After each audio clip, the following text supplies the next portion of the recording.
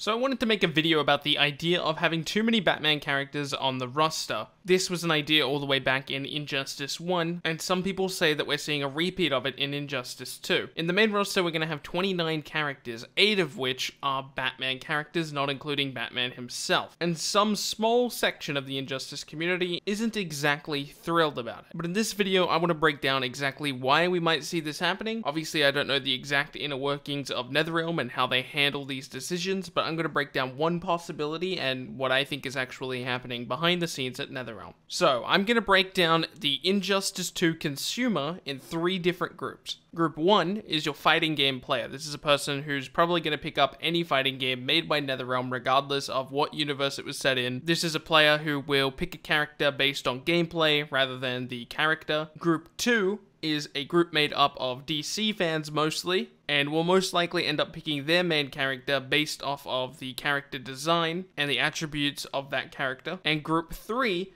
is a more general gamer who is neither a passionate DC fan or a fighting game player. They might have seen the Batman trilogy or Suicide Squad or one of the DC films, and then they see this game advertised and they see a character like Deadshot and they're like, oh my, I remember him from Suicide Squad. From NetherRealm's perspective, you need to keep in mind these 3 groups when picking characters to put in the game. And it makes most sense to attempt to appeal to Group 3 as much as possible. The reason for this is Group 1 doesn't care much about the individual character. They're more interested in the gameplay of that character. Group 2 should be happy with most of the characters you put in the game because they are passionate DC fans. So for example, not everyone is thrilled with the inclusion of Deadshot, but Deadshot is a character that appeals to Group 3.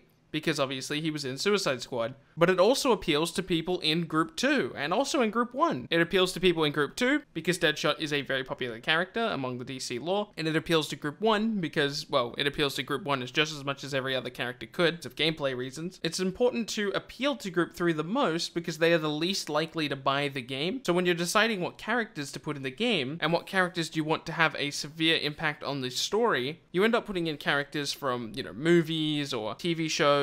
And what's great about this is that not only are they allowed to market to that 3rd group, but through marketing to that 3rd group, we end up with some pretty awesome characters. For example, Scarecrow is a character that I wasn't particularly excited about in Injustice 2 before I saw his gameplay. And I never would have, in my own mind, put him on the roster. But he probably ended up being on the roster, probably not because of a direct decision to appeal to Group 3, but that type of mindset probably led them to putting Scarecrow in the game. And now it turns out we have a character like Scarecrow, and his gameplay turned out amazing. And I can't wait to play Scarecrow and learn all the different things I can with him. And because Batman is one of the most popular DC heroes, and he's obviously had a lot of coverage when it comes to the movies, he had his own trilogy, he's become a big part of the DCEU, it makes sense to put in, Harley Quinn, the Joker, Poison Ivy, Bane, Robin, Scarecrow, Catwoman, all these characters that are very important to Batman, and also these characters are very easily recognizable by Group 3. Regardless, at the end of the day, I am a passionate DC fan, so whilst I may have made some different decisions, I'm perfectly happy and am very excited to play characters like Bane and Joker and Poison Ivy.